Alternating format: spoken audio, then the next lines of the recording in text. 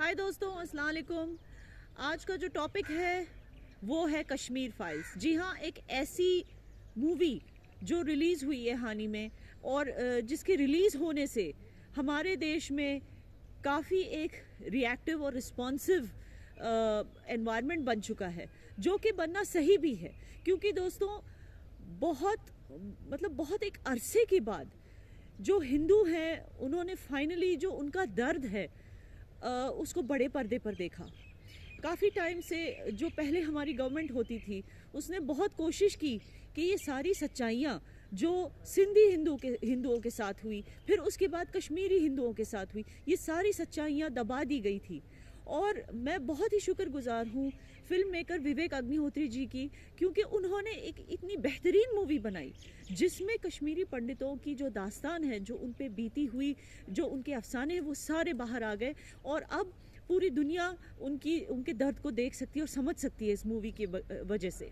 और ये ज़रूरी क्यों था दोस्तों? जैसे जूस हैं, उन पर भी तो जेनोसाइड हुआ था, उन पर भी अत्याचार हुए थे, जुल्म हुए थे जो नाजियों ने उन पे किया था। लेकिन जूस इस दर्द को छुपा कर नहीं बैठे, उन्होंने ये दर्द पूरी दुनिया को दिखाया। और इसी तरह से आज हिंदुओं का दर्द जो है पूरी दुनिया के सामने आ गया है।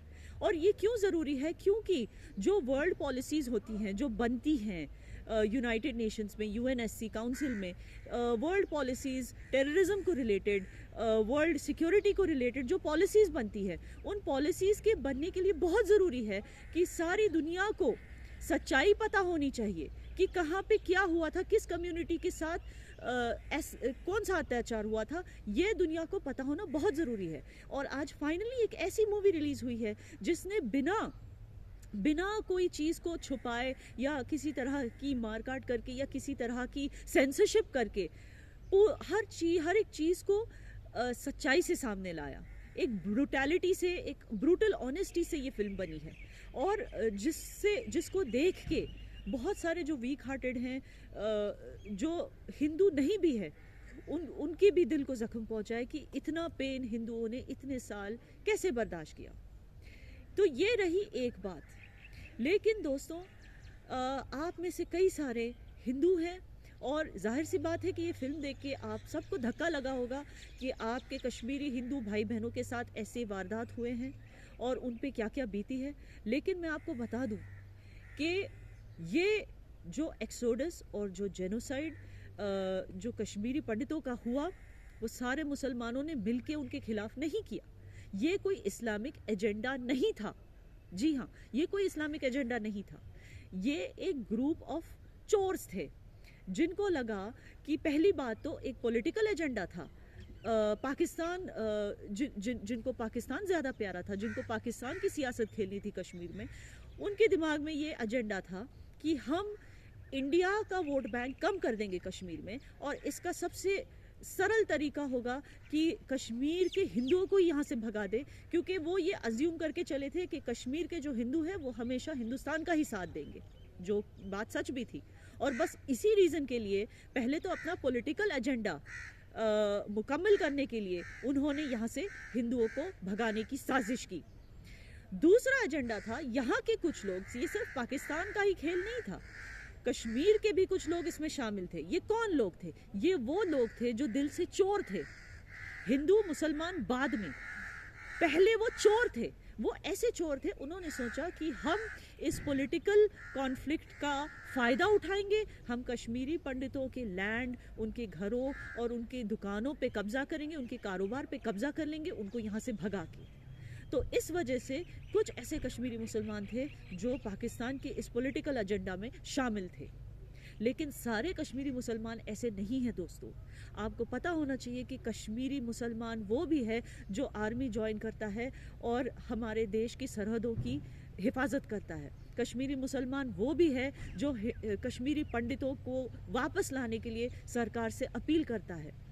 आपको ये जान के खुशी होगी कि कश्मीरी मुसलमान 2 लॉयर्स, उन्होंने सरकार से अपील की है कि कश्मीर में जो कश्मीरी पंडितों की प्रॉपर्टीज़ हैं उनको आइडेंटिफाई करके कश्मीरी पंडितों के हवाले वापस की जाए एट मार्केट रेट। आपको ये भी जान की खुशी होगी कि ऑलमोस्ट हर दूसरे तीसरे हफ्ते में लाल चौक, श्रीनगर के लाल चौक पे कश्मीरी माइनॉरिटी किलिंग्स पे कश्मीरी मुस्लिम्स प्रोटेस्ट करते हैं, और उनमें से कई सारे प्रोटेस्ट में मैं खुद गई हूँ। आपको मैं ये भी बता दूं कि कश्मीरी मुसलमान वो भी है जिन्होंने कभी कश्मीर की ज़मीन नहीं छोड़ी, और फिर भी हिंदुस्तान का साथ देता गया, और वो भी टेररिज्म का शिकार होता गया। ये वही कश्मीरी मुस्लिम्स हैं जिन्होंने हमेशा भारत माता की जय बोला, जिन्होंने झंडा उठाया, भारत माता का तिरंगा लहराने की कोशिश की, और उस वजह से उसने अपनी जान गंवा दी। तो कश्मीरी मुसलमान कतई ये नहीं चाहते कि उनके जो कश्मीरी पंडित भाई बहन हैं वो उनसे दूर हो जाएं या कभी यहाँ वापस नहीं आएं। ऐसे बहुत सारे कश्मीरी मुसलमान फैमिलीज़ हैं जिन्होंने अपने हमसायों के घर, जो पंडितों के घर थे, जब पंडित यहाँ से भाग के निकल गए, जब उनको जाना पड़ा यहाँ से, तब से लेके आज तक उनके घरों को संभाल के रखा है उसी हालत में।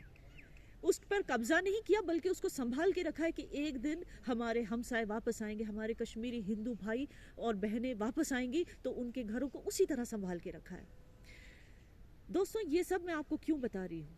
ये सब मैं आपको इसलिए बता रही हूँ क्योंकि इस मूवी को देख के आप सबका गुस्सा जायज़ है, मगर आप सब का मुसलमानों से, हमारे देश के मुसलमानों से एलियनेट हो जाना या देश के मुसलमानों को अपने से अलग समझना, ये गलत होगा। देश के मुसलमानों को अपना दुश्मन समझना, ये गलत होगा। मैं नहीं चाहती कि इस मूवी की वजह से, इस मूवी का रिलीज़ होना बहुत ज़रूरी था ताकि दुनिया को सच्चाई पता चले कश्मीरी पंडितों की, और ताकि दुनिया को ये भी पता चले कि टेररिज्म कैसे हुआ यहाँ पर, और कितनी शागिर्दगी से इन टेररिस्ट ने यहाँ पे एक प्लॉट बनाया ताकि यहाँ पे हिंदुस्तान की एग्जिस्टेंस ख़त्म हो जाए, और कितनी स्किलफुली इन्होंने ये सारा कुछ किया। और उसके बाद जो हमारी मौन गवर्नमेंट थी उसने इस चीज़ को कैसे छुपा के रखा इतने सालों तक। तो ये सब बाहर आना बहुत ज़रूरी था, लेकिन इसका एक नेगेटिव इफ़ेक्ट हमें नहीं होना देना चाहिए। अगर हम खुद को भारतीय कहते हैं तो हमें इस चीज़ का ख्याल रखना चाहिए कि भारत में इस मूवी की वजह से ना कोई राइट्स होने चाहिए, ना हमारे बीच में आपसी जो भाईचारा है हिंदू और मुसलमानों के बीच में, वो भी नहीं ख़त्म होना चाहिए। और मैं एक अपील अपने मुस्लिम भाई और बहनों से भी करना चाहती हूँ कि इस मूवी को देख के आपको ये समझना होगा कि जो हमसे पहले हुआ है वो एक्चुअली क्या हुआ था। हमें अपने हिंदू भाई बहनों का दर्द समझना होगा, और जब हम एक दूसरे का दर्द समझेंगे, जब हिंदू हमारा दर्द समझेंगे कि हम भी यहाँ रहकर टेररिज्म को रोज़ सह रहे हैं, रोज़ हमारी जान पे ख़तरा है, हमें नहीं पता होता जिस दिन हम घर से बाहर निकलते हम फिर वापस घर पहुँचेंगे कि नहीं शाम को, जस्ट बिकॉज हम भारत माता की जय बोलते हैं। और उसी तरह से हमें भी समझना चाहिए कि हमारे हिंदू भाई बहनों पर क्या बीती थी, कितने अत्याचार उन पर हुए थे।